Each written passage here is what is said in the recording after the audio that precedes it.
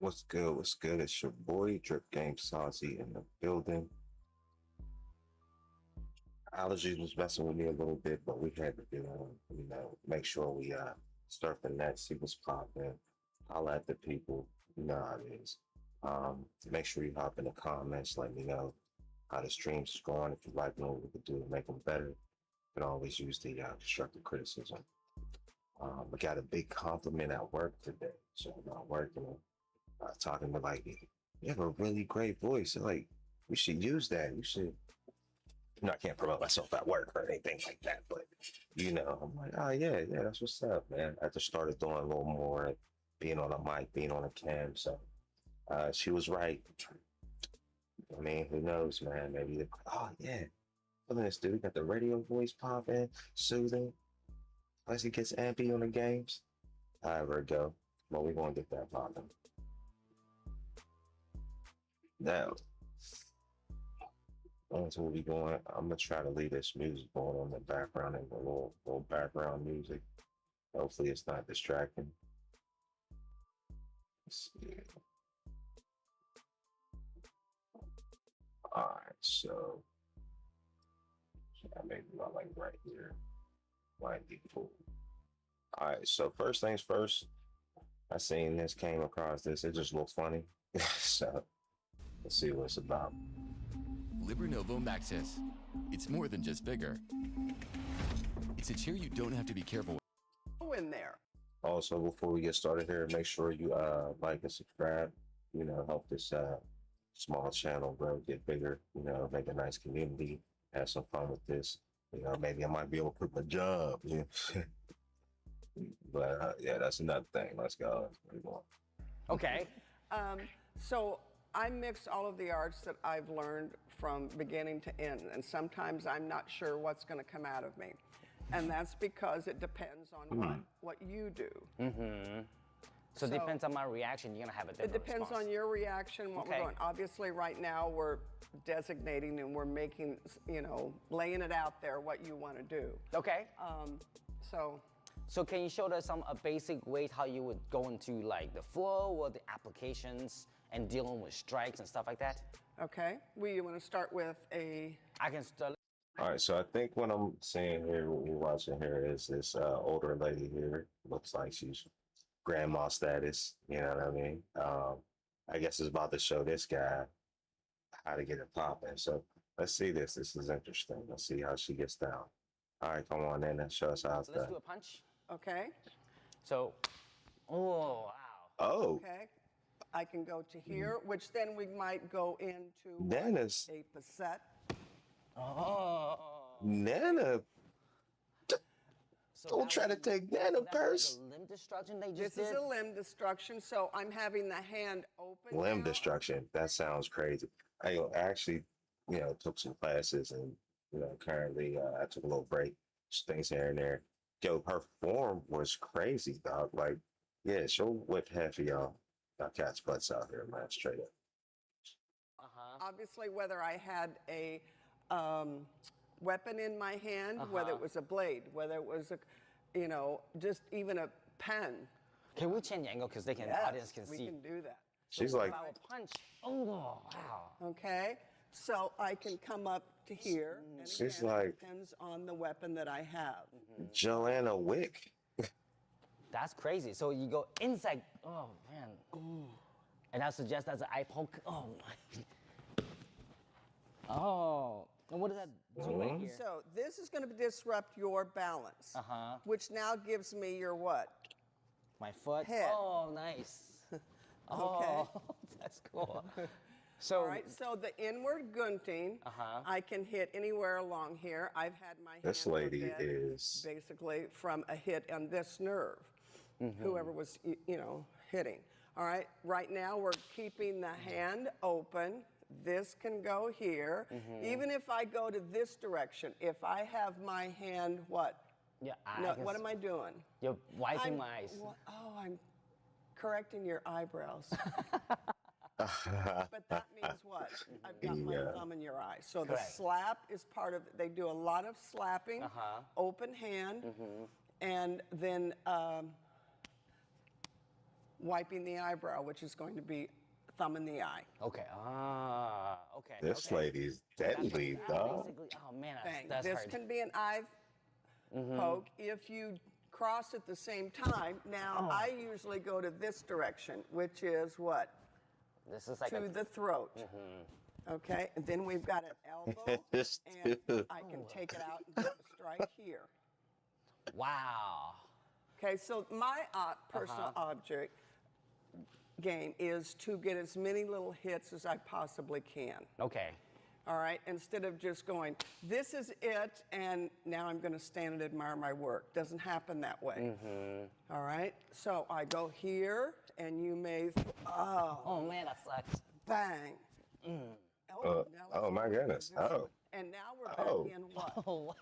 To Judy something May. Else. Now I'm just going to sweep it. Judy May. Now go. That's crazy. Nana. Okay? So I guess there are variations of how you can go inside. Yo, Neema's crazy. Yes. Okay. So I might start inside and then go to here. I might start and then hit the arm and go outside. I can still what? Wow, that's go cool. into the same direction, or Yeah. I like to be around once I go here, when I someone might try go her. this way. Ooh, that you gave me a gift from the gods. Oh, nice. Wow. Yes, So you sir. basically Okay, enter alright. the line with different positions, Yes. right? Okay. All So right, so we're going here. And so he's getting into This. All right. advertising. So we're moving on that. oh wow.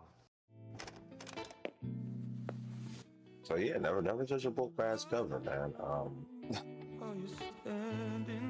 Size, all that stuff, none of that stuff matters. It's all about, what you can do. And training.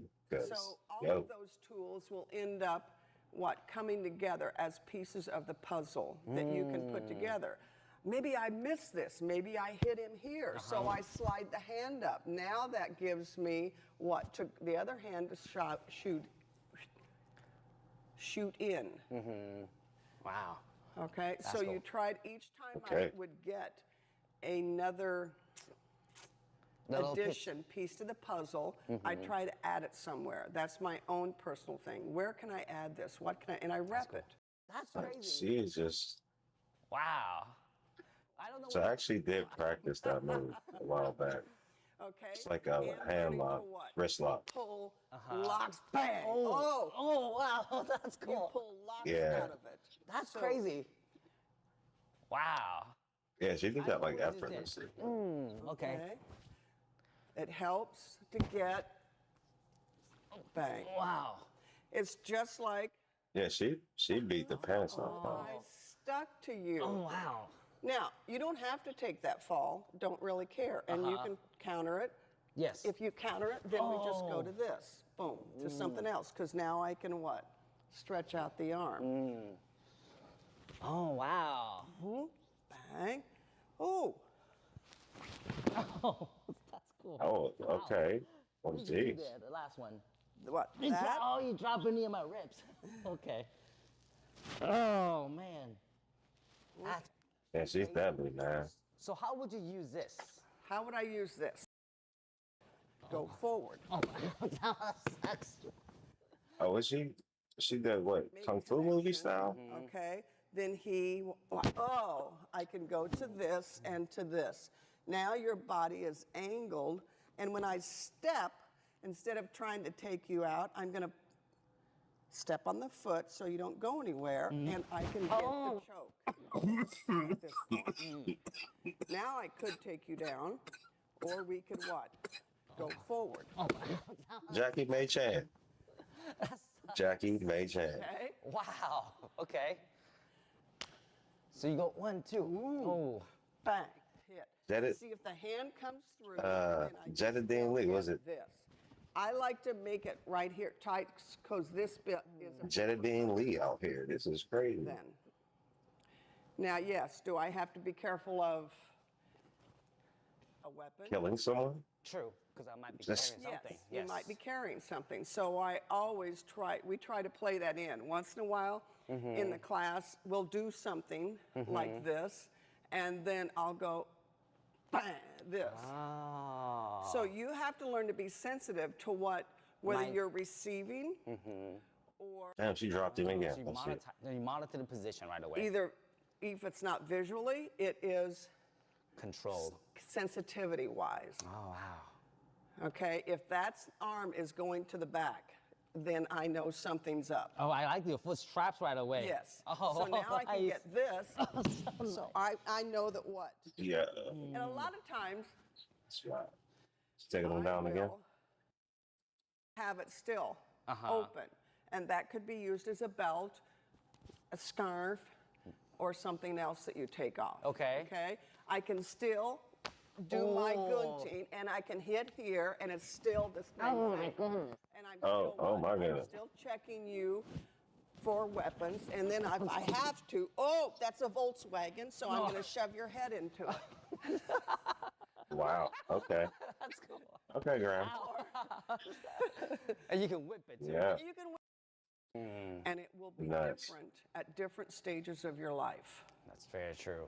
What I Yeah, did this lady's crazy. 30 years ago is certainly Same. different than what I'm doing now. Look How long on have you been Martin. training with Guru? If If you don't mind me asking. No, that's good. It's good. I don't know how it could be 40, almost 45 years, because I'm not over 40. But okay, don't you laugh. Sorry. No, Right, don't you better not I laugh. met him probably in 82, 83, Oh, wow. along Guru Wow. Santo, along with Sifu Fong and Ajahn Chai and a few others. And I went, I'm home. This is where I should be. Well, it's good to have you. This is great. thank you. Love the Wow. every material that you taught. Well, thank you. Crazy work. All right, so this is talking about good old You're one Stellar sentence away Blade. from launching your website with Base 44. Since the beginning of the internet, there's never been such a fun, fast, and intelligent way to launch online. Yeah, Stellar Xbox, Blade. we've got word from the dev. Yeah, but yeah, man, that was wild, man. I see Granny getting it in. Like I said, don't judge a book by its cover. You know what I mean? Don't think just because you old, woman, small, short, tall, whatever, that you can't learn to defend yourself and be a threat out here if you need to be. Because yeah, somebody get her issue. Somebody will get their issue messing with her. You know what I'm saying? Straight up. All right, let's see. See if I can get this a little bigger again. Again, appreciate the love. Make sure you hit that like and subscribe. I heard something about hyping up. You know, if y'all can do that, I don't even know if I'm eligible to be hyped, but if I can, there's that option. Do it. All right, so let's go. Let's listen to this about.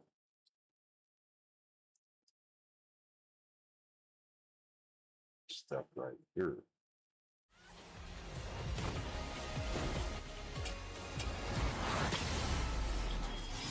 Hello, folks. Stellar Blade Blood Rain has received some exciting news just over the past day or so. We've got the possibility of the Okay, game cool. and maybe the series becoming available on Xbox. We've got word from the devs regarding how they've improved on the previous game story, characters, and overall immersion. And we also have some Okay, details okay. regarding how long the game has been in development and when we can expect to see more of it revealed.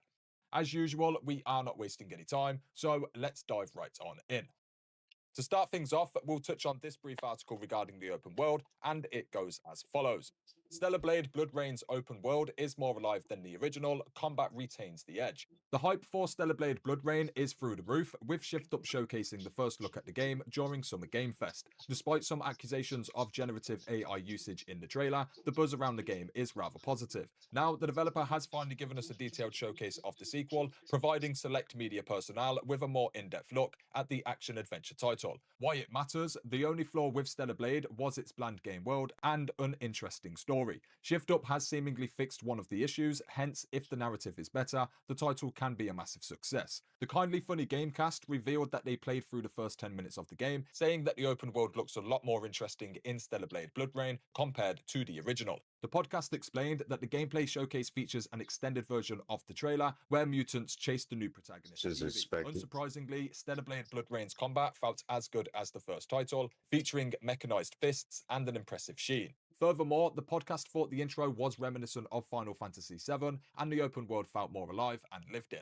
With the sequel's combat retaining the predecessor's heavy feel, Stellar Blade BloodRayne could be an even bigger success if the story works well. Now, I think the biggest part of everything just mentioned here would be how Shift Up have put tons of extra effort into the world and story this time around. I completely agree with the article that the only thing dragging down the original Stellar Blade, the kindly funny, Oops. any room for improvement Oh, outside of what's building that now on what again? was already great about the original, then it would be the overall story, the world itself, how interactable and or immersive it all is, and then of course how well fleshed out all the characters are, including our new protagonist, Evie. In this sense, it's absolutely a massive step in the right direction, and I'm really What I was going to say is that there is no doubt in my mind that this is going to be one of the dopest games, period. And I'm suspecting there's going to be a little longer, which is great. And I'm hoping they still do the double ending kind of thing. I think that would be cool. You know, I'm feeling that. But yeah, man, this game is going to be lovely. So they're saying, I think they're saying this year, but they're going to say something about an update on when it's dropping. That's about the stuff. So let's go ahead and keep listening. really excited to see where Shift Up takes the overall narrative here. But of course, with all of that said, they have still absolutely tuned up the combat too. Whilst we haven't seen all that much right now, differences and or improvements can still be seen. I half expect everything from the original game will still be there, as in old movesets, weapon types, etc. But then we have entirely new ones like hand-to-hand combat, which hopefully do nothing but expand upon everything that we already know and love. As all things currently stand, this absolutely appears to be the case, but of course, until they actually reveal combat in at least some of its entirety, we will just have to wait and see. Now, in addition to this, we do have another brief article covering the possibility of the franchise coming to Xbox, and it goes as follows. Nothing is impossible. Stellar Blade developer responds to demand for an Xbox port. It's been a weird week or so for Stellar Blade. A sequel to the highly popular PlayStation 5 and PC game was announced at the State of Play last week, and the developer hinted that it might be a multi-platform release. However, at the Nintendo Direct on Tuesday, the original game was announced for Switch 2, but not Xbox. This, unsurprisingly, caused a lot of Xbox fans to bombard Shift Up Corporation, the developer and publisher of Stellar Blade, with requests for a port of the original game, especially if we'll be getting the sequel as well. And finally, we've got a hint about it, as spotted by Windows Central. The main publishing guy at Shift Up responded to a fan on social media last night by teasing that nothing is impossible and we just need time. This certainly sounds like an Xbox port of Stellar Blade is in the works to us, and perhaps there's some kind of...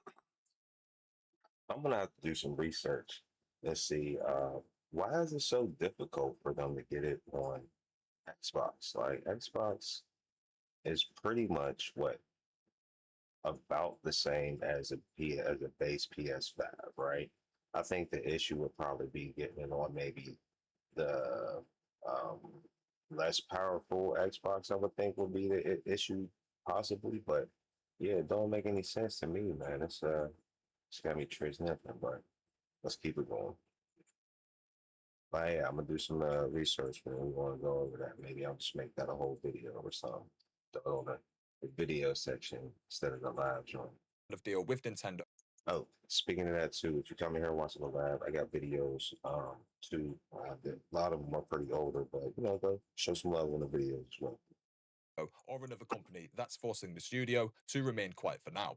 Now, honestly, I don't think this confirms anything, but there is still at least a chance it will come to Xbox. Shift Up have explicitly said that they want their games in the hands of as many players as possible, and with them also looking into self-publishing, it's very likely that right now they are in the process of making an Xbox release a reality. However, the fact it hasn't been confirmed publicly likely means it still hasn't been confirmed behind the scenes, meaning, again, we will just have to wait and see.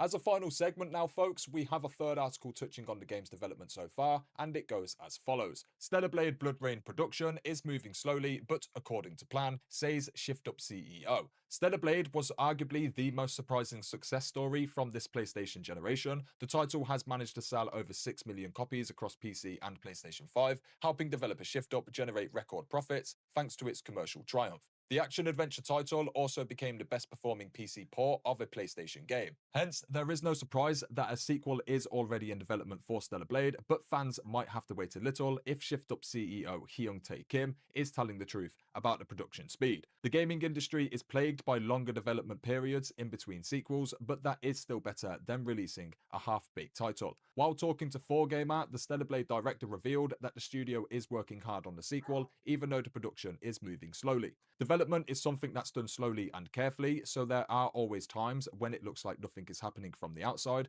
but we are working very hard on production, and we want to show it to you when it's finished in a good form. Hyung-tae Kim stated that he thinks development should be done slowly and carefully, even if it feels like there is nothing happening from the outside. The Shift Up CEO also said that Stellar Blade 2 will only be shown to the fans when it is in good form. Rather than announcing the sequel before it's ready, like how Bethesda did with Elder Scrolls 6, Hyung-tae Kim wants to reveal the game when it's somewhat decent. The Stellar Blade sequel had begun development in 2025, with Shift Up planning to expand the IP beyond just games. But considering how the Korean publisher also acquired Resident Evil creator Shinji Mikami's studio, Hyung-tae Kim has a lot on his plate, so Stellar Blade 2 could take a while.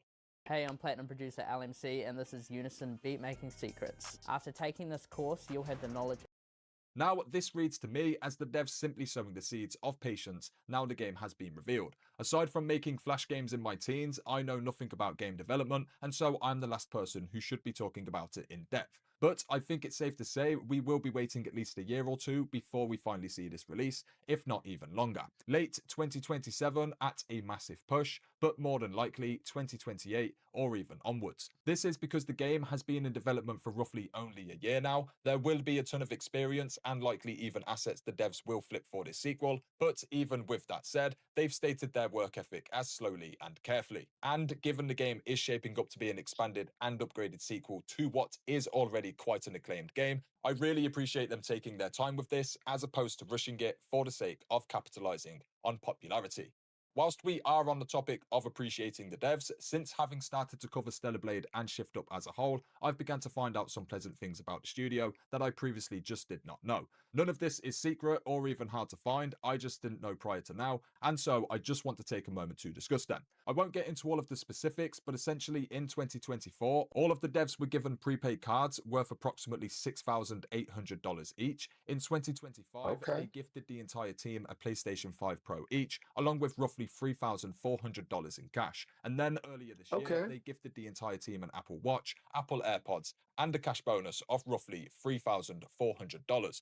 All of these bonuses have simply been because of the studio's hard work and subsequent success, and this isn't even all of them listed. I just chose one from each year as an example. I am now a little bit head over heels for this studio after reading all of this. All of it in its entirety is something seldom seen within the gaming industry, and with us watching so many truly creative studios fall, such as the likes of the Branch that worked on Kazan, or the very young studio Lindsay that created Wu Chang, it is just very nice to see the exact opposite for an up-and-coming development studio. Now, with that said, I'll still remain objective and fair when covering Shift Up moving forward. I just like to spread positivity in gaming whenever possible. But I will also say that I really respect them for looking after their actual developers, and I hope to see a lot more of this for them throughout their future. Now, I'll be keeping an eye out for any further developments for Blood Rain. All right, Wade, good look for that info. All right, so what do we have here? All right, so some TikTok action.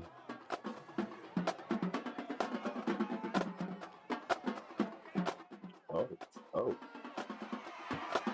oh, oh.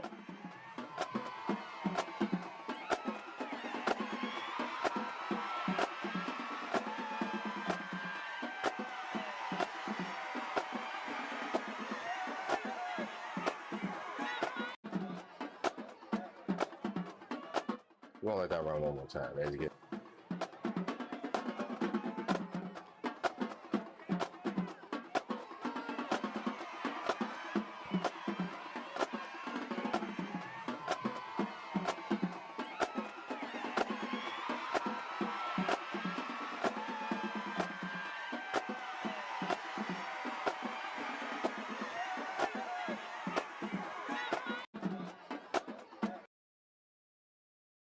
Okay, okay. I see him out there. So I'm back from Summer Game. All right, so big fan of Sega and these Yakuza games. I got the man. It's called the Man from Nowhere. It's called the Man from Nowhere. The man who erased his name. I think it is. I did like a couple hours of that. Maybe not even that. But we gonna go back to that, get that popping eventually. But yeah, this is the new one coming up. Definitely gonna grab this and hop on this one. And I think they're talking about how Tupac is in it. That's been like a big thing so far. So let's see what they got to say. Fest, and I had the opportunity to try out Stranger Than Heaven, RGG Studios' seeming magnum opus of a Yakuza game that is really ambitious for them, focusing on a character in 5 different periods of his life, which I think spanned like 50 years. It's got Snoop Dogg, a bunch of well-known actors, and also Tupac for some reason, and I don't know how I feel about that. But while I was at Summer Game Fest, they had a really cool setup with like some drum set and ambient lighting and old-fashioned memorabilia and everything. Damn, they went all out for this. Led to a cool photo op. I gave them my best Tojo Clan subsidiary look there. I am the penguin of Tojima. But the cool thing was that we got to actually sit down and try out the game. What we ended up playing was basically just the battle That's system. crazy. There wasn't any real exploring or doing any of the cool create your own music stuff. It was mostly just showing off the game's brand new combat system, because the combat in this game is vastly different from any other Yakuza game. And I'm someone who's pretty much played almost all of them at this point, minus like 2, or actually no, 3. So I'm pretty well versed in how Yakuza games play. And this game is definitely going for something really different. I really like the combat on Lost Justice. That was not too many Yakuza games I'll go back and replay, but Lost Justice and Lost Judgment and Judgment will definitely do that.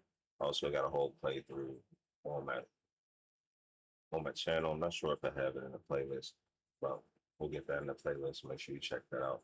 Game's dope. It's like watching a soap opera, not like a regular soap, like a Korean action detective drama kung fu movie. It's crazy.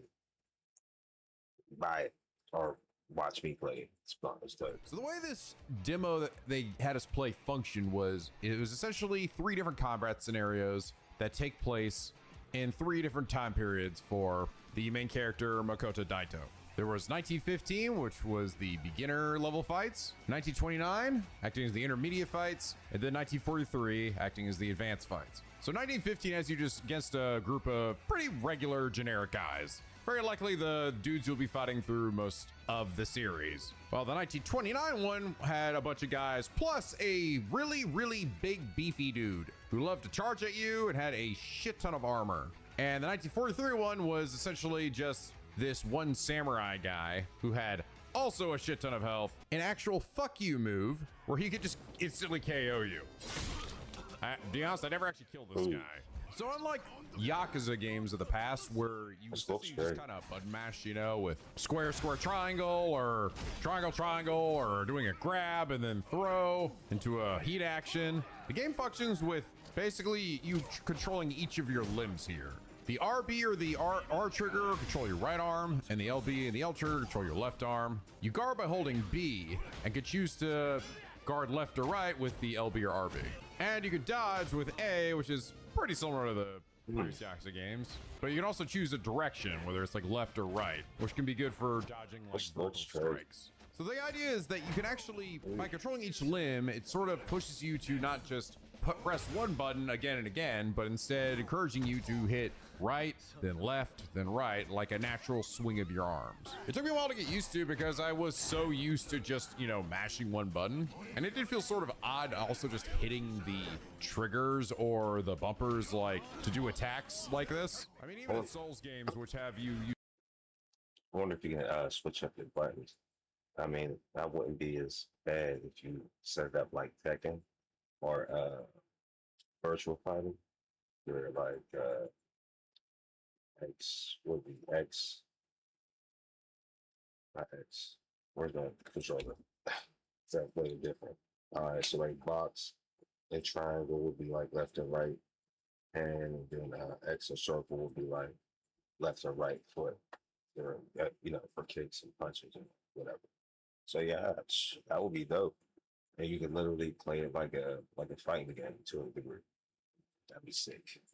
Usually attack with the like RB or RT. The other side usually is the block one, unless you're doing a dual wielding sword build. And Makoto's attacks are relatively kind of slow. Even when he doesn't have a weapon equipped, he really winds those fucking strikes up. And I think he might have even been able to actually charge his attacks, maybe? I don't know.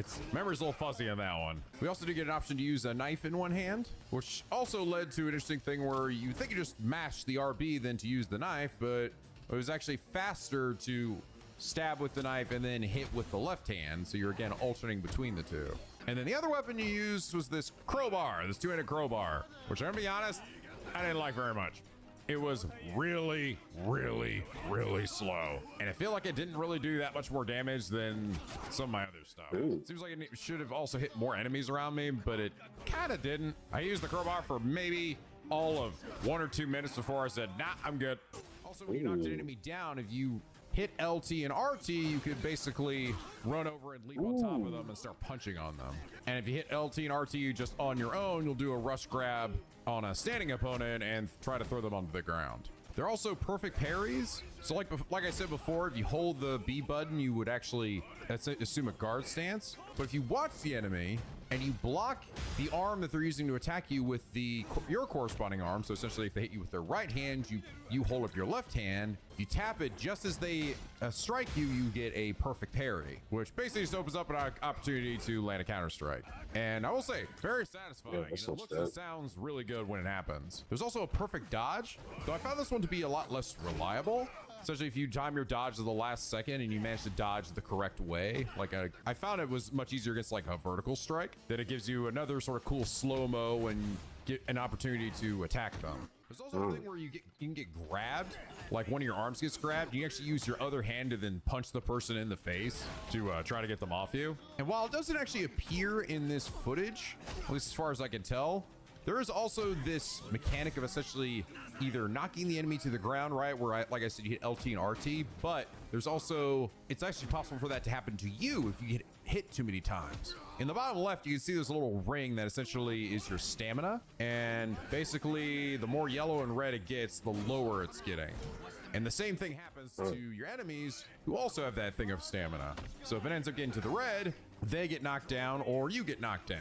If you get knocked down, you have to wait for it to recharge before you can get back up again.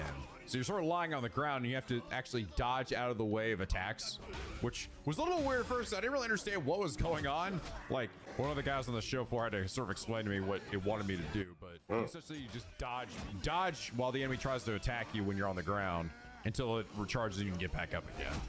Unfortunately, there doesn't seem to be any of that actually in the footage, which sort of surprised me here in this B-roll. But it did happen to me quite a few times. So yeah, it's a much more methodical game than what Yakuza generally ever did. Yakuza comparatively is much more arcadey, and this one seems like it's trying to go for sort of a realistic feel. Like you really actually want to be paying attention to your enemy's attacks and not just like dashing around like a madman. And to be honest, the dash of this game is not that good. I found the dodge to be way less reliable than the parry mechanic, and you can't really seem to chain them together. I even had times where I managed to dodge an attack, but then if they followed up with another one immediately after, I just kind of got hit. I spent a lot of time trying to see what was... Well, it's probably a skill tree, and they're probably not able to use the skill tree or get access to it. So skill trees probably gives you like things like double dashes and larger parry and perfect dodge windows. So yeah, but no, it looks pretty good to me. Was good and everything, but even the guy on the show floor told me that yeah, it's better just to block stuff than try to dodge. The only downside to blocking is that if you don't get like a perfect parry for it or a perfect block, you get hit too many times and it starts to knock away your stamina, leading you to getting knocked down. But it's a very interesting fighting system. However, the real question that you might be asking then is, all right, well, how does it feel? And I'm going to be absolutely real with you. For the first probably 10 to 15 minutes that you're trying to play this, it does not feel that good.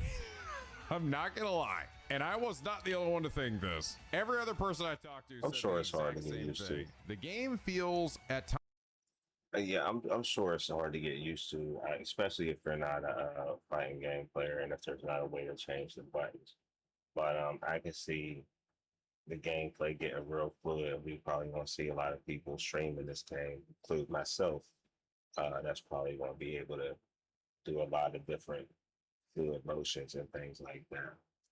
But yeah, like I said, if they let you change the buttons to something like a Tekken style, where you put the left and right punch, left and right kick on the face buttons instead of the triggers.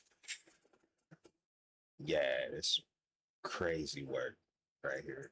Times unresponsive. Now, this is likely a very early build of the game, and it's hopefully going to go through some polish, but in the current state it was in, I felt like a lot of my inputs were getting eaten. The input buffer just seemed really small, and you would get locked into animation all the time, just because your character is so slow. And man, oh man, is Makoto Daido a heavy bitch. It was something I noticed even in the trailers of how grounded and heavy he seemed to be when fighting versus Kiryu, who dashes around like a madman. And you definitely feel it. Yeah, and even Kiryu was even kind of clunky when you get to what's your boy's name, Top from Just Judgment and Lost Judgment. Like his movement was mad fluid. I mean, like I think they're gonna do a little more work on it. And they're working on Virtual Fighter right now too, so I think it's gonna end up being pretty sick. I don't have too many doubts on this one right here. In the game as well. It's one of the reasons why I really didn't like the crowbar out of all the weapons, because it made the slow attacker even slower. And if you're like me and you're coming off of playing Yakuza, this game feels considerably more difficult to control. Now, I did start to get used to it the more I played it, but I can't ever say it's felt specifically great. Some of the problems I had were, for example, there is no lock-on in this. There's sort of a soft lock-on if you're facing towards an opponent, but enemies can come over and just sort of whack you in the back without you seeing them. Yeah, they're gonna have to work on that. Gotta be some sort of lock on or a quick turn kind of situation, or it's definitely gonna make it frustrating. So I feel on And I that also one. had this problem with the advanced scenario where you're fighting that samurai guy. It's not in any of this footage, and I wish I could show it, but it happened to me, I swear to God, like a dozen times, where this dude would do certain attacks, and if I was too close to him, he would essentially dash right by me, missing me, and going directly 180 behind me. So then I had to slowly turn my camera around to face him. The Yakuza games always had like at least some form of lock on where you See, and that's what I was saying. You said slowly turn around, like even a quick turn button, like on God of War. 'Cause I remember when I first played God of War, I was like, "Oh, this is crazy! Like, how am I supposed to take care of these people behind me?" It gave me a sign showing that, or a notification showing that somebody was about to attack, but I wasn't able to turn towards them or anything like that. So yeah, they got a quick turn button, boom, turn around in the exact opposite direction. You can use it to get away or to keep the attack going. So yeah, definitely need a quick turn button or a lock on. essentially hold R1 to enter a stance and face a opponent, but there's really nothing like that here. And then when you had a lot of groups of enemies attacking you, I had quite a few times where I would either like knock an enemy to the ground, start punching on him, and then some dickhead would just come over and slap me in the face, or I'd be sidewinded from some dude just off screen that I couldn't see. I do think the perfect parry mechanic is really cool and actually is very satisfying to pull off. But the enemies, at least in this build that we played, were incredibly tanky. Like, they took a lot of hits to die, especially the big guys. This might have been done intentionally just to give us, you know, enough time to engage with them. But I feel like the actual feeling of attacking enemies didn't have the sort of visceral, like, crunch of... Yeah, and I think also too, when you are using weapons, like you stabbing somebody 7 times with a huge machete slash kitchen knife, like I mean, yeah, there got to be something that go on there, like where certain hits are like lethal or borderline lethal. You know, so yeah, they're gonna have to work on that. I mean, it's a little rough to do. They already got all the animations like that, but yeah, I think that is something to take a little detail if you're trying to make it look a little real and everything like that, to a degree, or keep everything hard hitting. Maybe more slice and less stab. But yeah. Previous Yakuza fights, right? Again, this feels like it really is trying to go more for realism. But the problem with realism when it comes to fights, when you're getting fist meets face, is that hitting someone, it's actually kind of a hollow hit, right? Just kind of like a And as a result, it just kind of lacks some of that really good sounds, I kind of missed that from the Yakuza games. It's not like the audio design was bad, but it just, again, was a different take. From Dad Bod to Damn Daddy by Summer. Body weight only. We start Monday. Yeah, sound design. You in? In a week, you'll start to feel it. In 2 weeks, you'll start to see it. And in 3 weeks, others will see it. Yeah, sound design is important. I think I personally would have preferred that they tried to keep some of that like really beefy sound audio design because it makes shit feel so visceral. But the game is violent, I will say. With you stabbing dudes with knives and fucking blood just gushing out, which is pretty neat. Though I think they might have actually toned it down from even some of the reveal trailers. I remember the initial reveal for this game being insanely gory. But yeah, the actual like feeling of controlling your character, and just because even his movement is just so slow, it doesn't feel great. It gets better the more you play it, but I think the thing they really need to work on is just the responsiveness of the controls. And I also think the game just could greatly use some kind of lock-on mechanic. And that was probably the thing I told them that was my biggest gripe, because just enemies just constantly, even in one-on-one fights, would just like end up behind you and you just like lose track of them. I also think the game could just afford to be sped up just a bit, just with like regular attacks. Even just like the lightest, most basic attacks could be just a bit faster. Because as it is, you just feel so heavy, man. I will also say that I think the game's art style is really good. Like, I love the look of the environments, the character design, and everything. But this is definitely one of the crunchier looking Dragon Engine games that I've seen. I don't know what it is exactly, but this game is mad crunchy. I'm thinking all the post-processing and stuff they've been doing in this game must really be taking a toll on it, because this game can feel sort of surprisingly kind of low resolution compared to even to fucking Yakuza Like a Dragon, which is like 7 years old at this point. I'm sure that will likely look better. Which is kind of wild because, like, yo, Sega and the Yakuza games got like the craziest detail, like the faces, the sweat, like it's crazy. Like, so I'm assuming maybe it just played like maybe some sort of performance level build or settings or something like that, or like, because yeah, you can assure that a Yakuza game is going to look crispy. Better as time goes on, as they continue to polish it over and improve performance and everything. I think it probably looks like this mainly because they just wanted to run a consistent frame rate, which it did. But yeah, see, that's what it's a very different battle system. And I do hope that they take people's feedback to heart, because I was unfortunately not the only one that felt this way. Almost every other person I talked to said that this game felt very odd and not particularly super good. It didn't leave a great first impression. But I do want to say that I do really respect them for not just doing the same thing that they've been doing for, God, so many years, right? The action battle system that has extended now beyond even this just one. Yakuza over into. That's it right there. I think this one is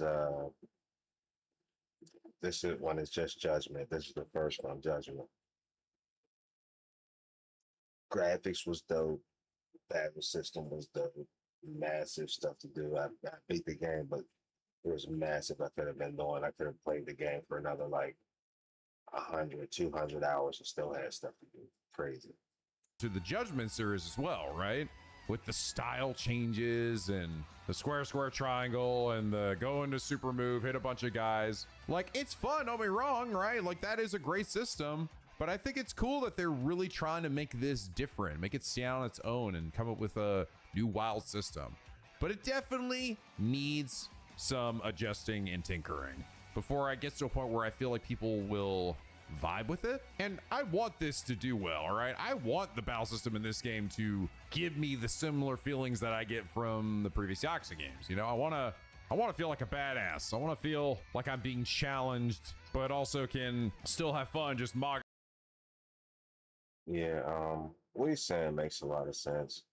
I don't dispute that, but I also feel like, yeah, it is early in the development or whatever. Well, not early in development, but, you know, still have some more things they need to do with it. And yeah, I'm still very, very excited for this one. And I know they want to get this together because that's just a simple thing. Come on now. A lock on, like, that's common sense, and it's in all of their games. So I think that's just something that might have been left out by accident. Hopefully, you know, or it just wasn't completely, you know, what's the word I'm looking for, bug free yet. So yeah, but yeah, Stranger to Heaven, that's gonna be crazy. Did he talk about Tupac any? I don't think he talked about Tupac. I ain't talking about Tupac. Who's this guy? Nico B. Good look, Nico B. Go check him out. On June 12th, 2026, a martial arts film called The Furious opens in American cinemas. It carries a perfect score on Yeah, Kung Fu Flicks. Yeah, once I get the Discord going, I keep saying stuff about it because it's gonna be a time. And when it does, we're gonna be watching some of these flicks on here, Kung Fu Flicks, anime joints. So to somebody, you know what I mean, like movies, media, like anime, make sure you subscribe and get your notifications. Check out my other social medias as well too, so that way whenever the Discord is up and popping with the movies and such like that, events, you locked in, you already ready. Everybody ain't know, but you already knew. All right, let's get to it. Rotten Tomatoes from its first 20 critic reviews, Lionsgate distribution, and a standing ovation from its Toronto International Film Festival premiere. The very first fight in the film belongs to a 42-year-old Thai woman most audiences have never heard of. Her name is Ji Ja Yanin. 17 years ago, she delivered one of the most acclaimed martial arts debuts in cinema history and then largely vanished from public view. She was born Nichiri Vismidata Nanda on March 31st, 1984 in Bangkok. Her father was a businessman named Paudol Borirak. Her mother, Prasida Vismitatan Nanda. She had one older brother. By all accounts, she was a sickly child, frequently hospitalized, and it was concern over her health that led her mother to enroll her in Taekwondo at age 11. Before that, she had studied ballet for close to 8 years, a combination that would later inform the unusual fluidity of her fighting style on screen. By 13, she had earned a black belt. By 14, she was teaching the sport. By 15, she was competing at national level in Thailand. She would eventually hold a 4th degree Dan. Her father died when she was 17. The family's financial situation deteriorated rapidly. Jija continued teaching Taekwondo to support her mother and brother and enrolled at Hua Chio Chalermprakiat University before transferring to Kasem Bundit, where she studied communications. She had no plans to pursue acting. In 2003, at 19, she attended an open audition for a small role in a Pana Rittikrai film called Born to Fight. She did not get the part. She was instead offered something far more significant. The two men running the audition were director Prachia Pinkayu, who had recently gained international recognition with Ong Bak. Oh yeah, Ong Bak. That was classic.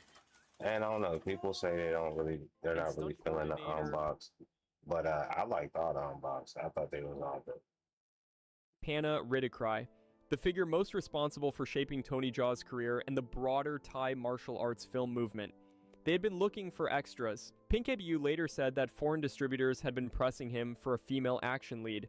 He also made a blunt public comment about Jija, stating that she lacked conventional sex appeal and that they would need to find a different approach to building a vehicle around her. The approach they landed on was raw, full-contact violence performed without wires or doubles by a performer who weighed 94 pounds. They scrapped the audition and offered a 19-year-old college student the lead in her own feature film. The production would not begin for 2 years. Jija left university. She trained in Muay Thai under Pana Rittikrai, learning the elbows, knees, and clinch work that would define her screen fighting style. She trained in gymnastics, weapons handling, and parkour.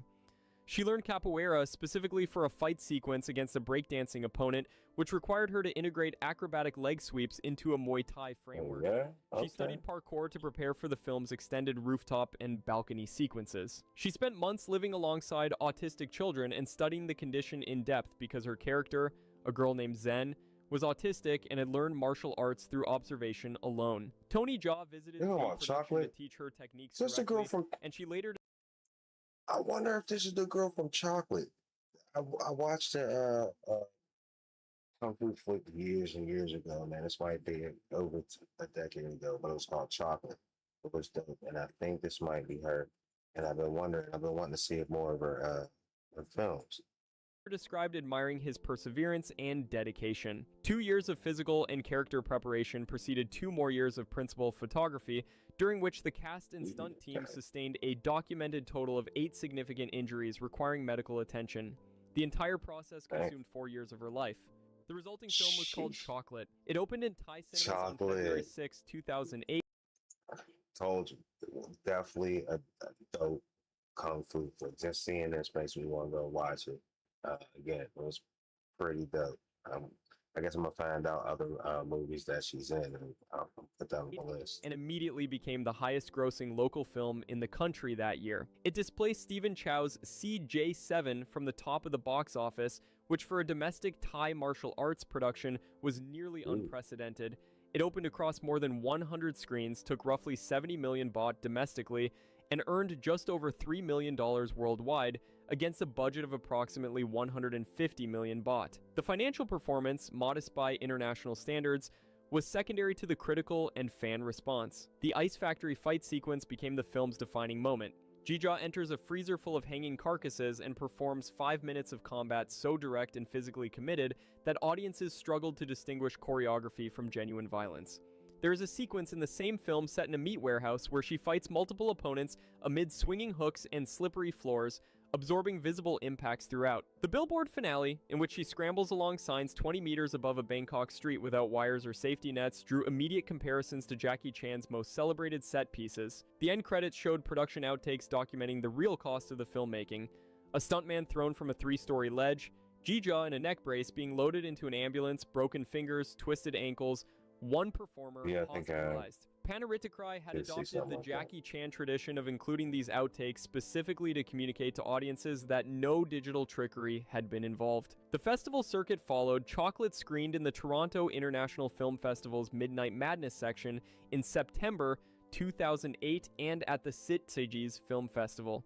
Jija received a Best Newcomer nomination at the Asian Film Awards in Hong Kong. Years later, Quentin Tarantino placed Chocolate at number 17 on his personal list of the top 20 films of the 21st century, noting that it contained some of the greatest kung fu fights he had ever seen, while acknowledging most people had probably never heard of it. The international press quickly labeled Jija the female Tony Jaa. She was 23. Her career after Chocolate followed a pattern that became frustratingly familiar. Raging Phoenix arrived in 2009, directed by Roshani Limtrekul, with Panarittikrai again handling the choreography. Jija played a depressed drummer rescued by a trio of drunken Muay Thai breakdancers fighting a human trafficking ring that harvests women's tears to manufacture perfume.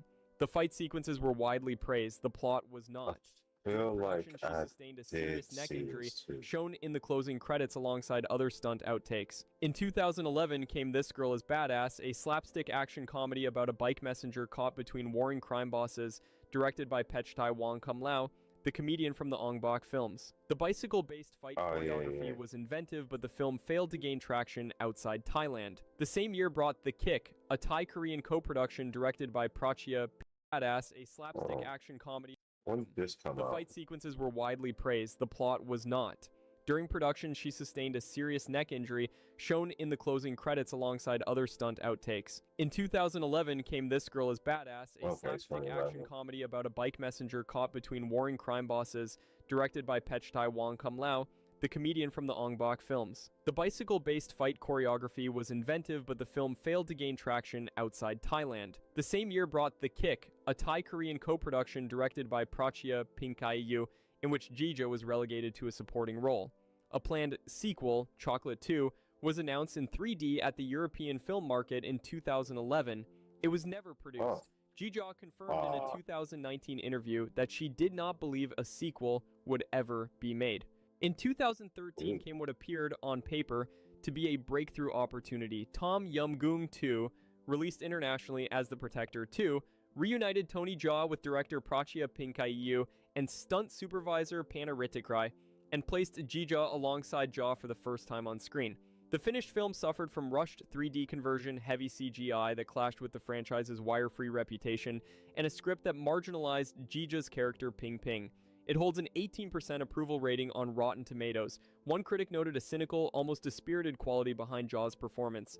In August 2012, Ji-ja had held a press conference announcing she was 5 months pregnant. She had quietly married Adrian Robert Bowden, a British Thai assistant director she met on the set of the Kevin Bacon film Elephant White.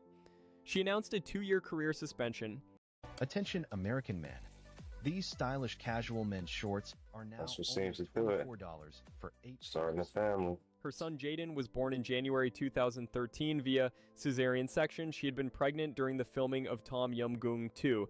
2 years off became 4. The marriage to Bowden ended around 2016 due to what she later described as irreconcilable differences. There was no public scandal, there was silence. Beneath that silence, the industry she had come from was collapsing. On July 20th, 2014, Panna Rittikrai died at age 53 from acute liver and kidney failure, Damn. I know that. compounded by a recently discovered brain tumor. Panna had been making low-budget Thai action films since the 1980s, long before the international market knew Thailand-produced martial arts cinema at all. He had discovered Tony Jaa as a teenager and spent years training him before Ong Bak brought global attention. He had identified Ji-jaw at her audition and told Pinkayu she was worth building a film around. He had choreographed every major Thai martial arts film of the 2000s, personally trained the stunt teams, and developed the high-impact, no-wire fight design philosophy that separated Thai. This dude was the entire industry. Yo, that's crazy work. Action from Hong Kong wirework and Hollywood CGI. No other individual held that combination of roles. His death removed the creative and structural center of the entire movement. Tony Jaa took international roles in Furious 7, Monster Hunter, Expendables, but stopped functioning as the anchor of a specifically Thai tradition. The studios in Bangkok pivoted to horror, BL dramas, and teen romance. Sahamanchol Film International, the studio that had produced Ong Bak and backed much of the Thai martial arts boom, shifted its focus away from action entirely. The Thai box office increasingly favored domestic comedies and horror franchises over the kind of physically demanding, injury-heavy stunt productions that Panna had specialized in. International audiences who had once consumed Thai martial arts films turned their attention to Indonesia, where Gareth Evans and Iko Uwais had delivered The Raid in 2011 and its sequel in 2014. The market that had sustained Ji-ja's early career functionally ceased to exist. Ji-ja attempted to rebuild. In 2016, she appeared in Never Back Down, No Surrender alongside Michael Jai White, and in Hard Target 2 alongside Scott Adkins. Both went straight to video. In 2017, she co-starred in the second season of HBO Asia's supernatural drama Half-Worlds, playing a character named Thip across 8 episodes. In 2018, she appeared in the Hong Kong thriller Europe Raiders, and in the Thai television series Monkey Twins. She was working steadily, but in projects with limited international visibility. Triple Threat, released in 2019 and directed by Jesse V. Johnson, assembled a cast that included Tony Jaa, Iko Uwais, Tiger Chen, Scott Adkins, Michael Jai White, and MMA fighter Michael Bisping. Ji-jaw was the only major I've seen a couple little clips from this ensemble, playing a villain named Mook. The fight choreography by Tim Mann was well regarded, and the production values exceeded those of her recent direct-to-video work. For the first time, she shared screen time with Iko Uwais, widely regarded as her closest male counterpart in the action cinema of the 2000s. The film received mixed reviews and performed modestly on streaming platforms. Around 2020, Ji-jaw married Kazoo Patrick Tang, a Vietnamese French-Thai martial artist and stuntman who had appeared alongside her in both Raging Phoenix and Triple Threat. They have a daughter together. She took a new legal name, Ji-jaw Chanthathanisa Tang. She does not appear on talk shows and gives few interviews. Her Instagram has fewer than 2,000 followers. The question of why Ji-jaw Yanin's career stalled carries more than one answer. The Thai film industry of the late 2000s had no established model for marketing a female action star outside the framework of conventional screen attractiveness. Pink AW himself acknowledged this in interviews. Western producers proved equally uncertain about how to position her. Michelle Yeoh's career had been sustained by decades of Hong Kong film infrastructure supporting female action leads. Thailand had no equivalent system. There is also the matter of her own decisions. She married, had a child, divorced, married again, and had another child. She has stated in interviews that she considered motherhood more important than fame. Those were deliberate choices, nothing wrong not with that. misfortunes. The cost to martial arts cinema, however, remains visible. The Chocolate Ice Factory sequence, the meat market fight, and the Billboard finale stand as some of the most physically committed action work ever performed by a woman on screen. Yeah, Executed as she's action talented. serving as action director on Donnie Yen's Ip Man 4 and Rurouni Kenshin, The Final, and had built a reputation for choreography that prioritized legibility and physical authenticity over visual effects. The producer was Bill Kong, whose credits include Crouching Tiger, Hidden Dragon, and Hero, and whose involvement signaled a level of international ambition that Jija's projects had not carried since Chocolate. The cast featured Joe Taslim from The Raid, Yayan Ruhian from The Raid 2, mainland Chinese star Xie Miao, Joey Iwanaga, and Brian Lee from The Brother's Son. Jija was given the film's opening fight playing a journalist named Matia, who witnesses a child being trafficked. The Furious premiered on September 6, 2025, in the Toronto International Film Festival's Midnight Madness section, the same program that had introduced Chocolate to international audiences 17 years earlier. The audience response was among the strongest the Midnight Madness program had seen in recent years. It received a standing ovation and a perfect Rotten Tomatoes score from its initial critic reviews. In October 2025, Lionsgate acquired international distribution rights for all territories outside Hong Kong, Macau, and mainland China. Bill Kong stated publicly that he believed Lionsgate was the best company to handle the picture. One reviewer noted that seeing Jija on screen again was arresting, adding that Chocolate had been a personal favorite and expressing hope that she would return to film full-time. The American theatrical release is set for June 12, 2026. Jija Yanin is 42 and, by all visible evidence, still in fighting condition. She is, by any defensible measure, the most accomplished female Muay Thai action star the Thai film industry has produced. Tony Jaa is preparing a new Muay Thai trilogy set during the Ayutthaya period. The broader Thai action tradition is not extinct, but it is dispersed across co-productions, festival circuits, and streaming platforms. The Furious, with its international cast and Lionsgate distribution, represents the closest thing to a concentrated re-entry point the movement has had in years. Jija Yanin made her name in 2008 by spending 4 years training for a single film and performing her own stunts at full speed and full. Yeah, easily one of my most favorite kung fu movies. I say it's on at least in the top like 15 for sure. And there's a lot of them now. Like, I'm on second see if there's something about that movie being out already. Be right back. BRB.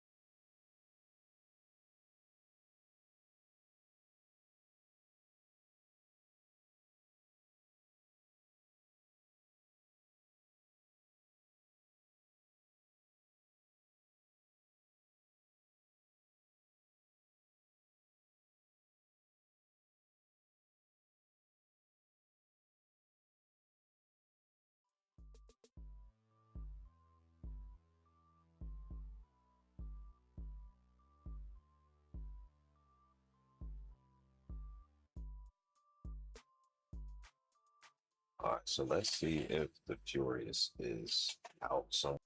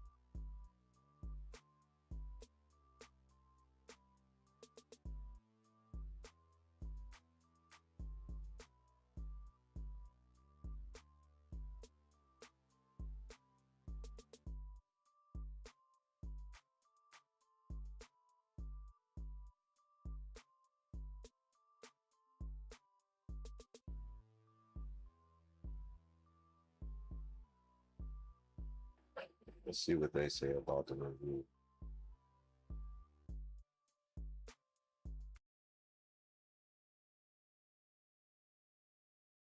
You know, I never thought that I would see another martial arts movie that would be better than The Raid or The Raid 2, but apparently I was wrong. It's literally the craziest action I've ever seen. Same. You know, I never thought that I would see another martial arts movie that would be better than The Raid or The Raid 2, but apparently I was wrong as hell. I just got back from seeing The Furious, and holy shit, bro. What the hell? First of all, huge shout out to Lionsgate for allowing me to host my own early screening of The Furious. I had a few family and friends come out and they really enjoyed the movie. This is easily the best action film of 2026. And I don't need to see any other action movie this year, bro. I guarantee you it's not gonna top The Furious. For those of you who don't know, The Furious is directed by Kenji Tanigaki. And if you know anything about that man's work, then you know it's gonna be on point. The film also stars Mosei and Joe Taslim. And you might recognize my boy Joe Taslim from the Mortal Kombat movies. Bro, I'm not gonna lie to you.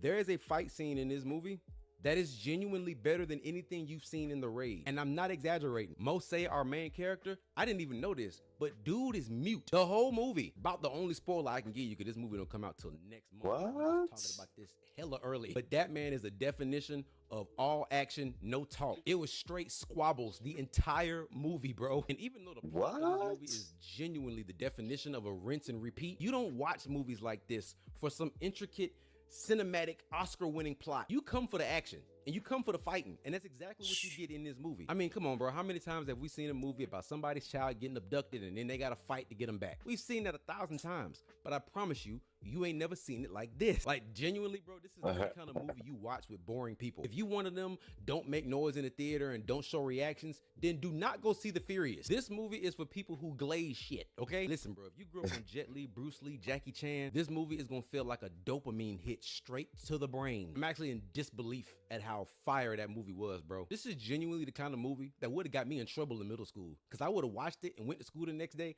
trying to fight every damn body. It comes out in theaters on June 12th, so yeah, make sure you go check that out. And if you want some more martial arts action recommendations, just hit me up in the comments and let me know. This is June 12th, so it's the 17th. It's in theaters, so I guess I gotta have to go to theaters to see it. I have to wait until it comes on streaming.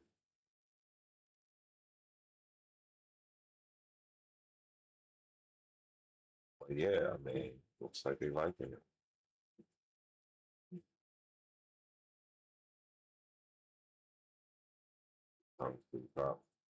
Maybe this is it.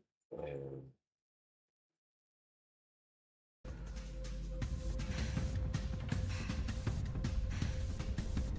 since I'm already just running the same, this might be it. Yeah, this might be it. Oh, okay. Well, we might have to watch this. Put this on the list of things to listen to. This out for sure. I love me an action martial arts flick, so I don't know. Y'all see this might be the cheat code. Because it looks like this might be it. Let me see. Defense fast.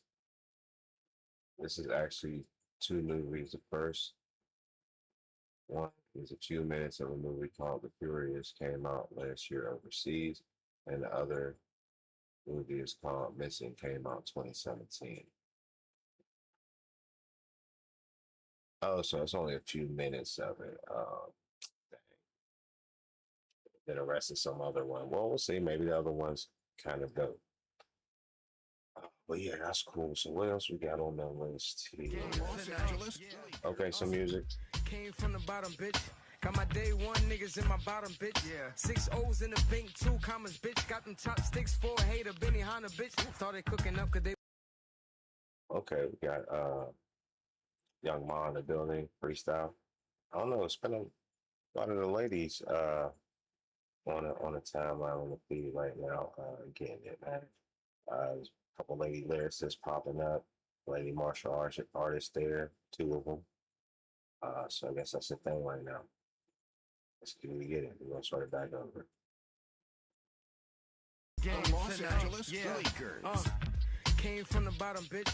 Got my day one niggas in my bottom, bitch. Yeah. 6 O's in the bank, 2 commas, bitch. Got them chopsticks for a hater, Benny Hanna, bitch. Started cooking up, trying to bring my wave down. Hit him with the face, working like the cake pal. On my niggas eating, I just put the place down. Damn, Mike flexing on the girl, put them ways down. Gave niggas time, now I'm back, gotta wait now. Duffel bag full of money, gotta shut the bank down. Love me a bad chick, thick from the waist down. See, that's the type of shit that make me wanna put her face down. Now come and get your face wet. And she don't shop at Payless. And she gotta be a 10, I don't date less.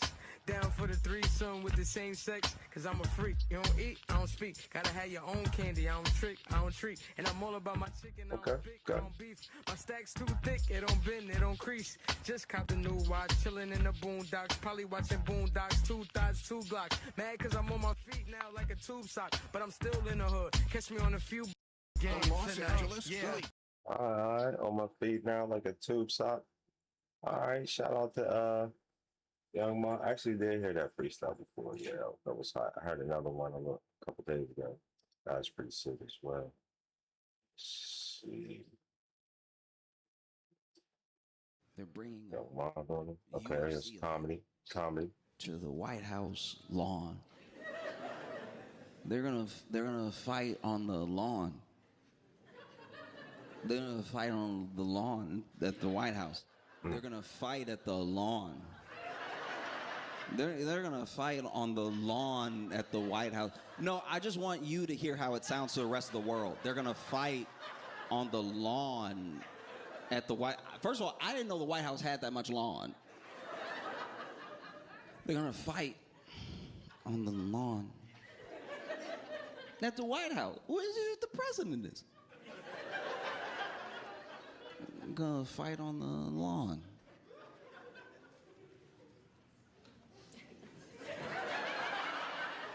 You know, it's like, and it's like they shouldn't just have a fight. It shouldn't just be a fight. There should also be like a Buick on blocks. Oh, okay, got it. No doubt. See where he's going with this.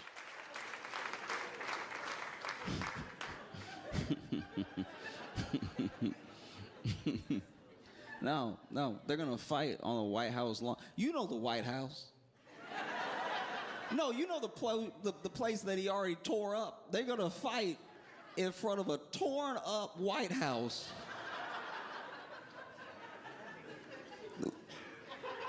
They are gonna make Washington, D.C. look as Oklahoma as possible. You got half the house demolished. You got to fight on the lawn. And look, I watch UFC from time to time. I love MMA. I watch a lot of MMA. But this is unnecessary.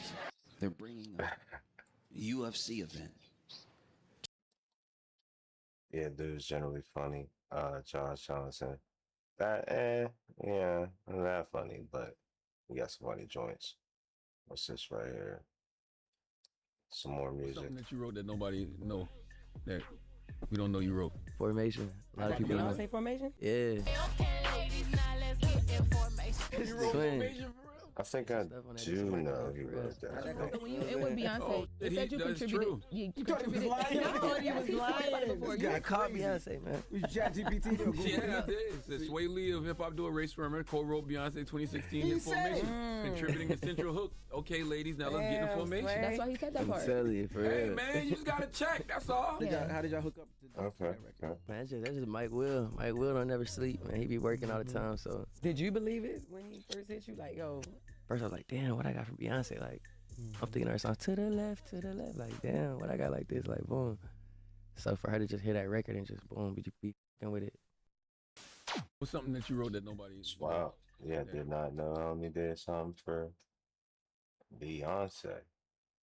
All right, so as we do, we always check on the page. You see we got 127 subscribers, but we got 970 videos. That's a lot. We trying to get this to at least match that. We trying to have as many subscribers, at least, that we have videos. So we need to catch up. So yeah, hit that subscribe if you haven't. You know, we got a few different things, game and playthroughs, lots of those, little shorts, you know, some funny, got some posts here, out here, a little voting. What else we got? Oh yeah, here. This one is not, it's just not getting the love, man. A lot of videos on here, a lot of videos. So come and check these out. You might find a game that you like, that you might want to get down with. This is pretty much all gaming. I just pretty much just started doing and, you know, hopping on here, talking and reviewing stuff. So this is all new. This right here, more like kind of like a podcast-esque kind of setup. But we're gonna shift some of these and highlights and different stuff like that, and smaller ones, over here to the video section. So check it out. As you know, the lives we got Cities Lost Judgment. That's the game I was telling you about. Dope whole game. Come check that out. Neverness to Everness. I didn't get a chance to get back to this, but I'm thinking it. Let me know. We'll get back to that. Ninja Gaiden, I already beat this, was me coming back to it. So yeah, there's a lot on here. Then we got the playlist. I gotta make some more, but we got Metroid. I may not have finished Metroid, so we might have to come back to that. This is Dunzo. Yeah, so Dunzo. I believe this is Dunzo. So yeah, come check these out. A few of these. There's more. I just haven't put them in playlist though. But yeah, let's see. We'll see if we find a random one before we throw a little game on real quick before we end the stream, because it is already after 2. Kung Fu Jelly's Kung Fu Kid to the Furious Action Star. Okay. Play 0 before launch 2 days ago. All right, let's see what this guy got to say about that.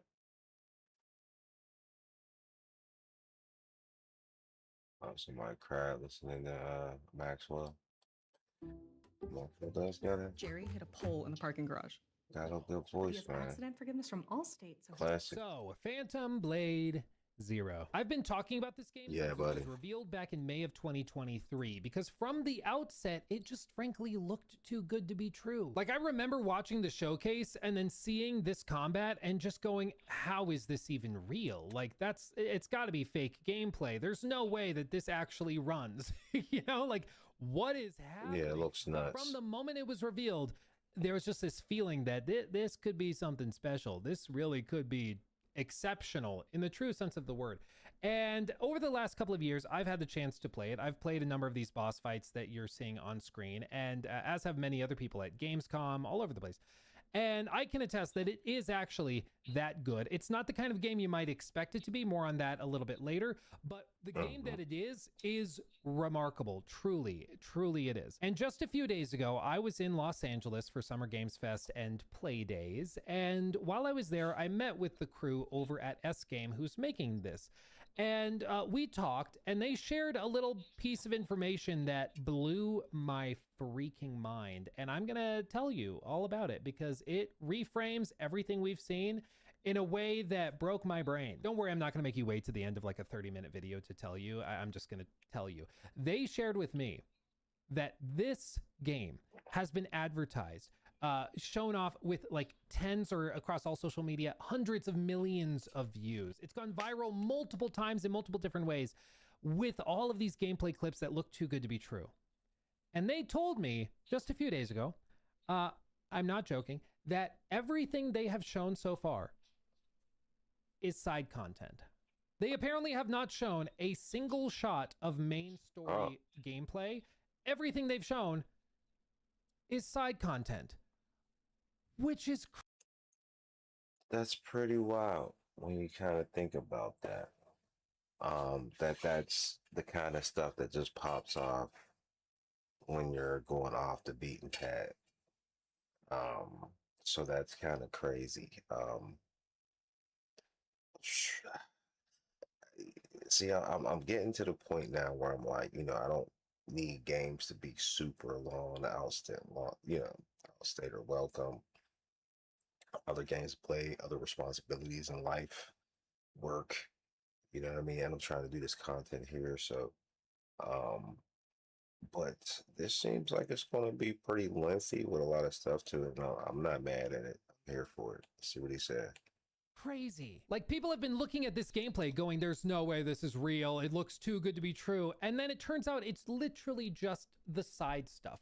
Like, they haven't even shown you the main course, the entree, where most of like the creative effort goes.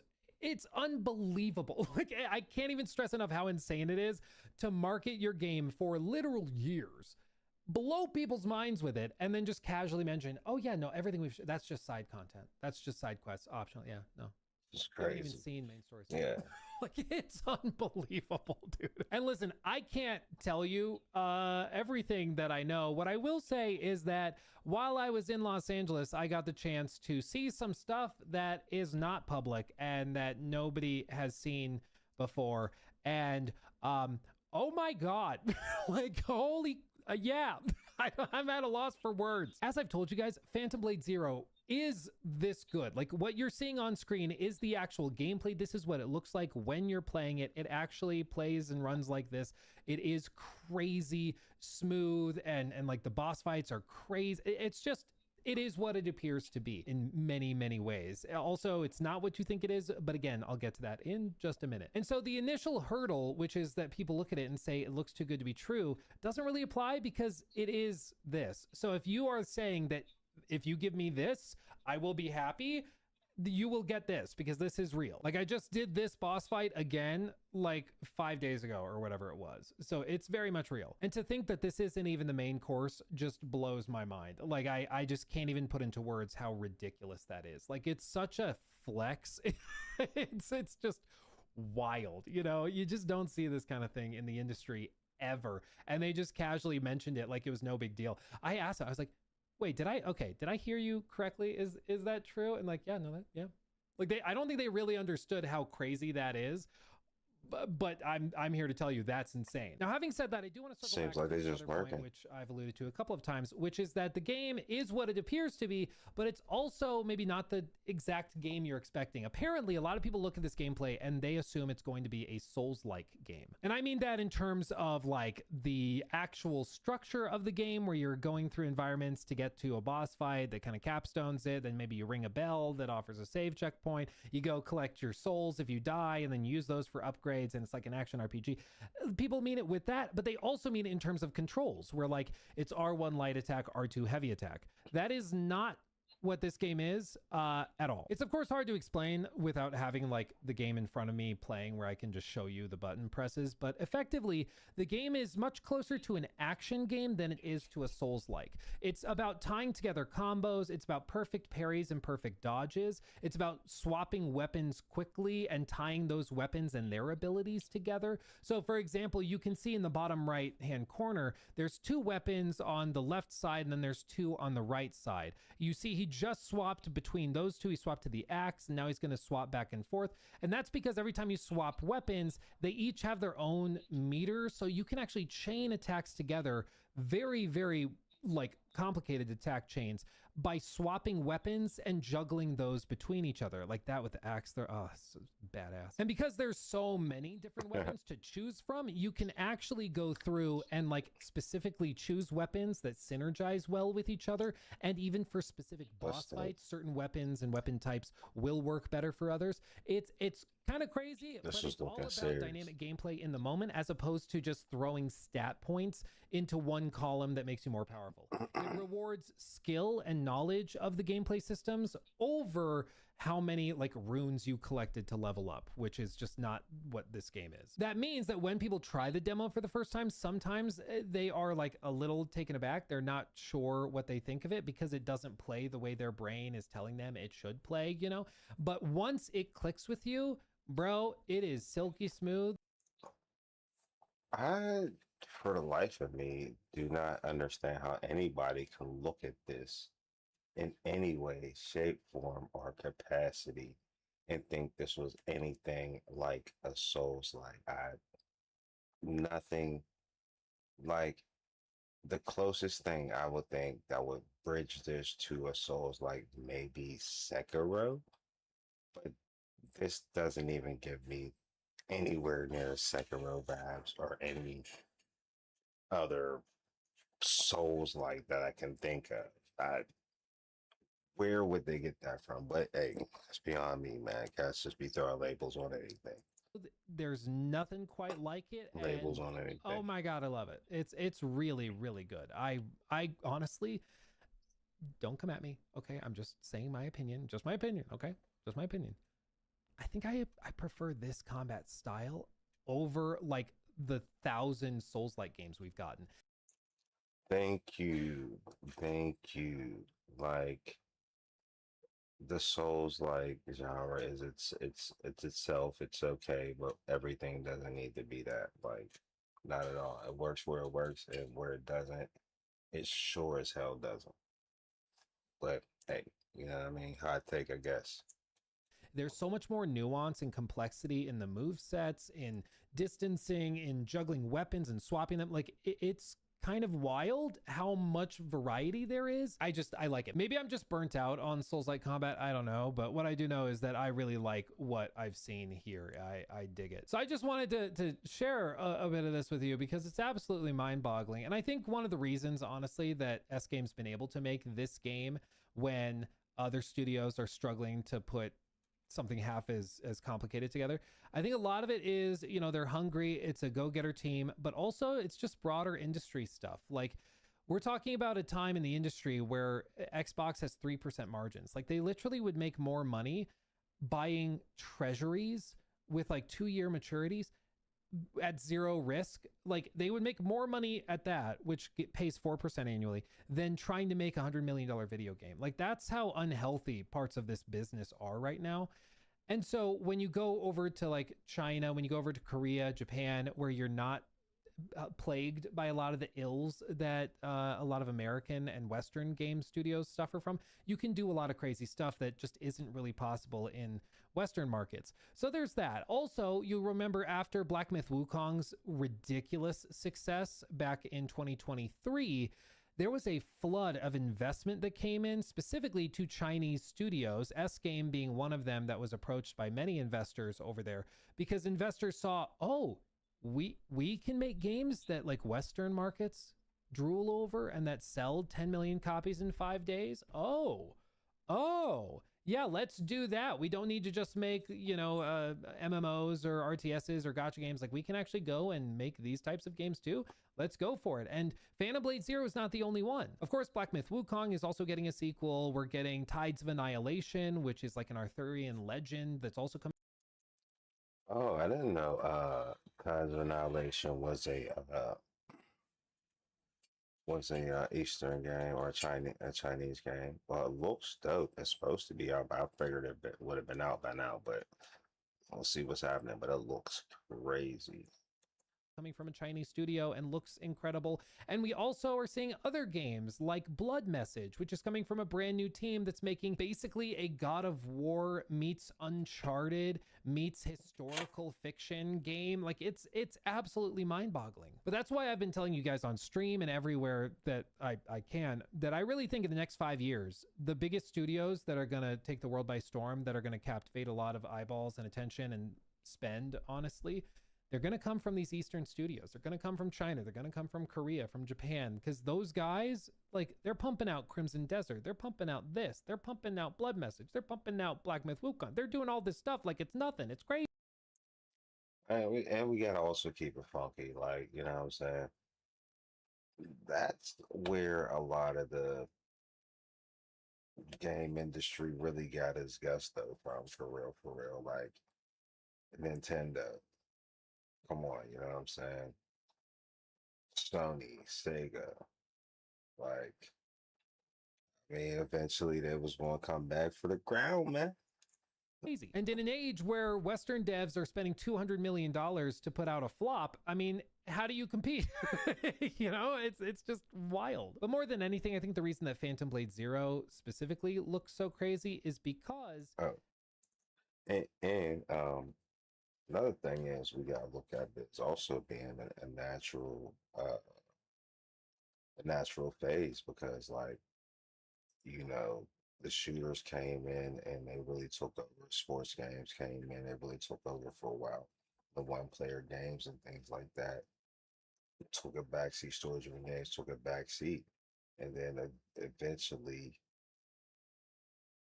the Western developers started picking up on it and making their own little versions of it, and it was a new, fresh take on it. It wasn't the same thing we were getting, in the past, and it took off and it ran its run, and now everybody went with the whole thing back, swords and uh, kung fu and fantasy, uh, myth type deals. So yeah, and they was getting it popping. They was one of the first to do it, so they back on top. And it's going to take its run in a minute. We're going to get a little too over consumption of that, and we're going to go back to what we did before. It's a cycle, But I'm here for it. They have like a very clear structure, and they have a visionary game director. He like literally goes by S. I got the chance to meet him this past week.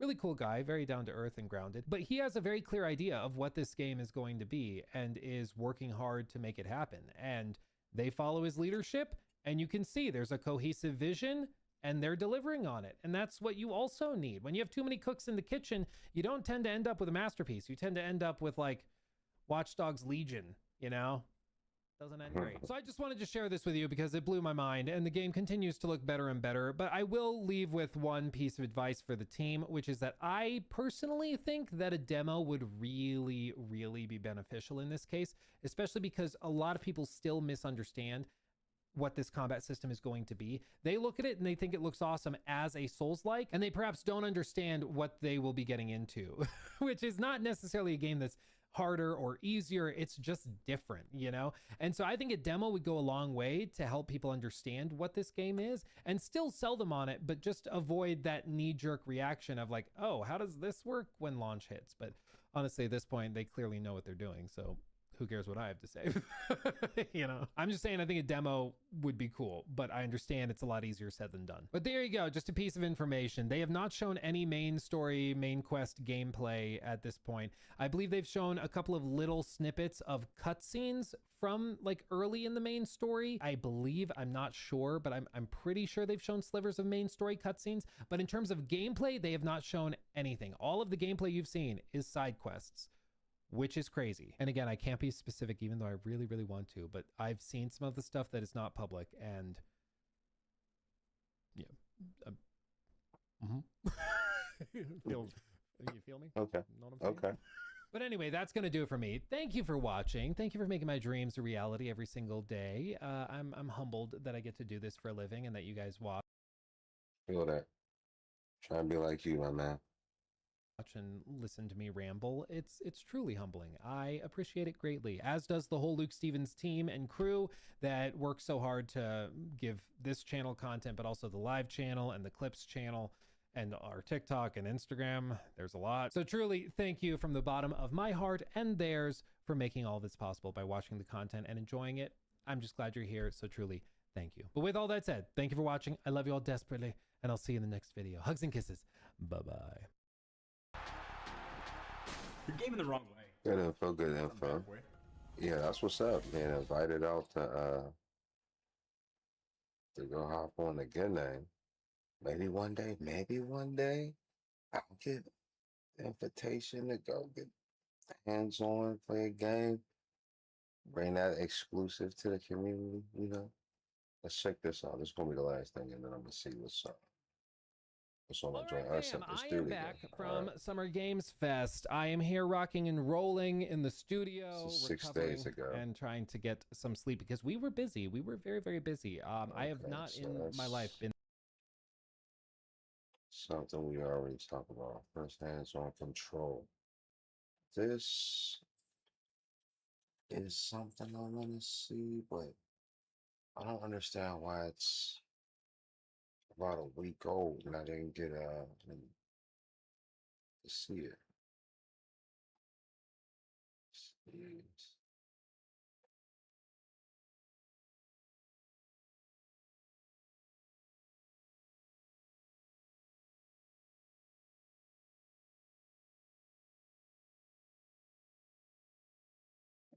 Let's just go and check it out. We fight together.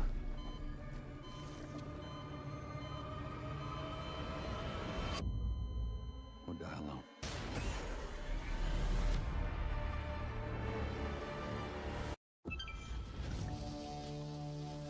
Man, what that was.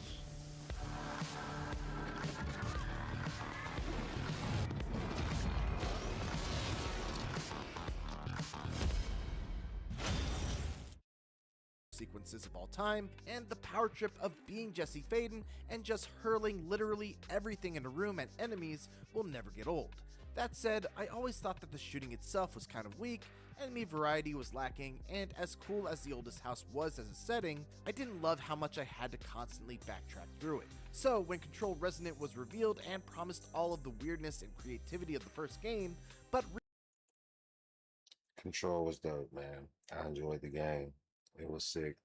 Traversing back and forth was a little bit of an issue to a degree, but at the same time, once you was able to fly and do all that, it didn't matter. It was pretty sick. recalibrate as a melee action game, you better believe. Also, gameplay on the channel. Like and subscribe. That both my curiosity and interest were piqued, and based on early build I got to play for about 2 hours, it was for good reason. In my demo, I got to play through 3 snippets of Control Resonant.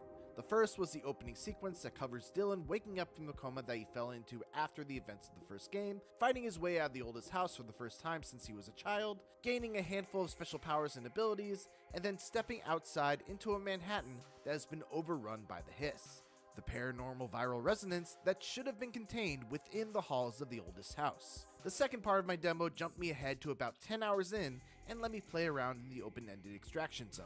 We unfortunately weren't able to capture any footage of this area, but it served the purpose of giving players a place to run around, pick up and complete side quests, and search for chests containing various resources that could be used to further upgrade Dylan's abilities. You'll also travel through the extraction zone to reach the more linear main missions, which are reminiscent of the various wings that you'd explore in the first. Yeah, this looks sick.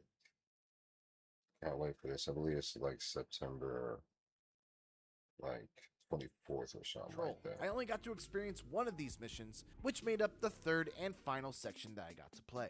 In it, Dylan descended into a sinkhole to plant research drones at the bottom, using a lift that would periodically get interrupted by the pesky Hiss. In order to get the lift moving again, I'd have to clear out all the enemies in the area, which highlights one of the more interesting design decisions about Control Resonance combat encounters.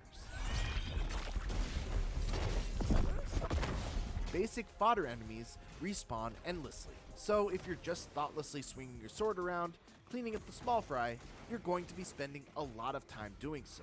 In order to clear the encounter, you need to defeat all the tougher elite enemies, marked by large red circles on your minimap.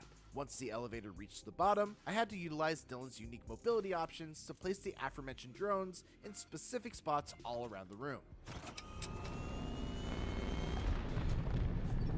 When it comes to movement, Dylan can hold down the jump button to do a high jump and glide, then pair that with a short double jump, and finish it off with an air dash for a bit of horizontal movement. Combining all of those techniques made it so that Dylan could cross gaps between buildings that you'd expect to see in an Incredible Hulk game. The coolest sequence in the sinkhole mission though was after the lift crashed and Dylan had to find a new way back to the surface. As you follow a glowing cord illuminating the right direction, eventually the plain subterranean landscape shifted into the interiors of a looping apartment where you had to follow the direction of a song and a blue light emanating from a TV. Is that music?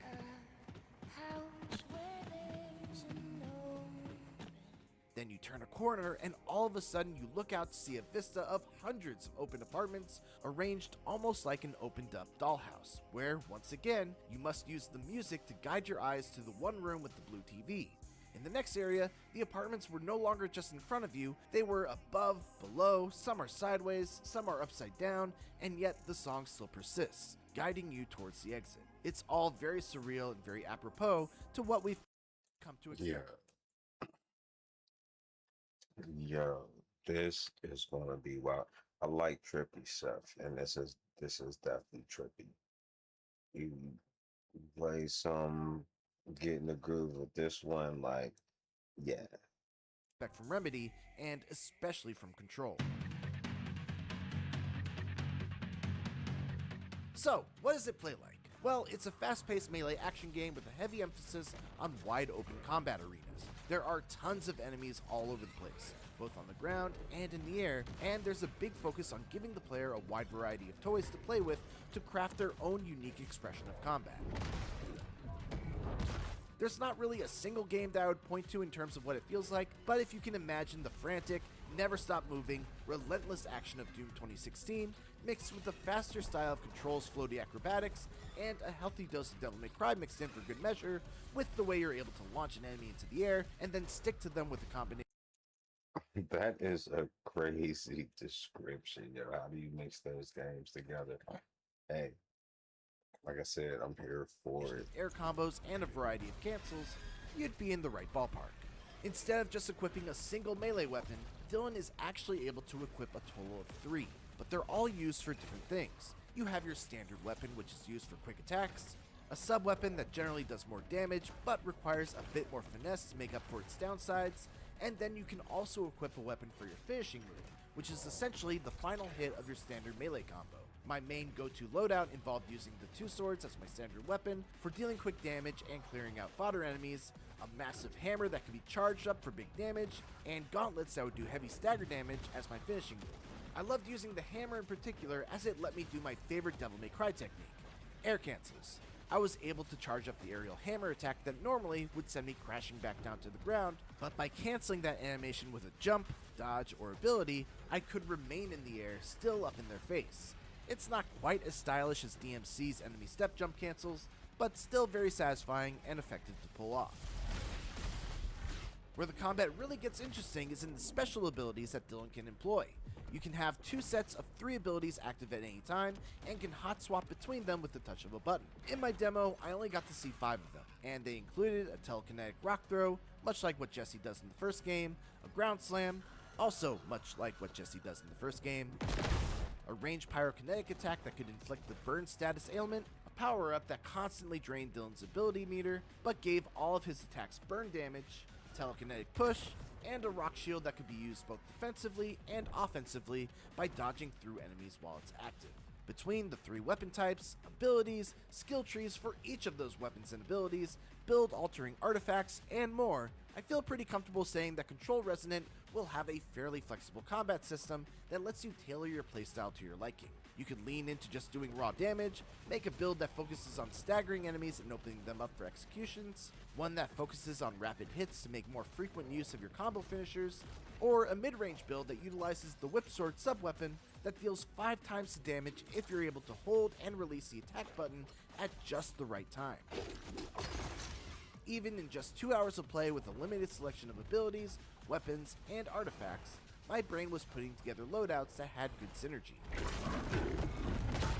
As I briefly discussed earlier, one of my main issues with the first Control was a distinct lack of enemy variety. And while I can't say for sure how the full game will turn out, at the very least what I can say is that I faced off against a pretty wild assortment of enemies that were already more interesting visually and mechanically than the ones in the first Control. One segment in the extraction zone had me facing off against a giant bus with hiss-infected zombies spilling out the windows. Another section had me fighting literal vending machines, and in another sequence, I had to chase down a cloaked monster all around a mind-bending arena that let me change the direction of gravity to walk on walls and ceilings. I really hope that they can keep up the creativity and enemy design throughout the whole game, because you can have the best combat system in the world, but it doesn't really mean much if the enemies aren't fun to fight against. Fortunately, thus far, Control Resonant doesn't seem to have that problem.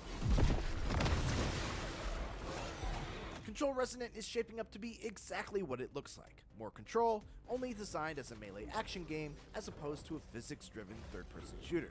And so far, that's an incredibly potent mix. The real question is whether or not Remedy can keep introducing new weapons, abilities, and interesting enemies at a steady pace all throughout the whole adventure. So far though, I'm definitely vibing with its resonance. For more previews of the biggest upcoming games, don't miss our recent hands-on looks at a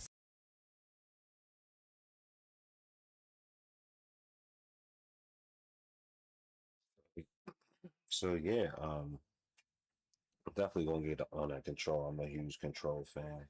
I like their studio. Um, what's the studio? Yeah, Remedy. Really like Remedy Studios. They're dope.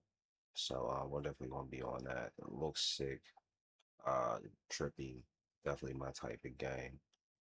So look for that on the channel for sure. And then I see one of the next ones that he have here is Assassin's Creed Black Flag. Never finished that game, so I think I may just partake in that as well too, because I did have a lot of fun with it. Just never went back and finished it. But that's a dope game too. But yeah, we got Horizon Forbidden West. I was going to get on a little bit of that, or even play a little bit of Rocket League to end off the stream, but it's late work in the AM.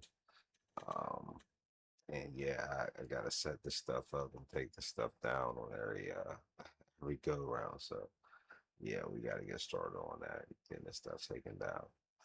But yeah, appreciate the love most definitely. Yeah, we're gonna take this to the top. We only got 127 now, but you know, we will get that band. I don't see it being impossible to get a band Christmas, or soon. So we're gonna work on it. We're gonna get it. Again, appreciate the love. Make sure you like and subscribe. Help the channel out. And yeah, throw some suggestions if you can. Throw some love in the chat. Let me know you out there. Stay saucy. We out.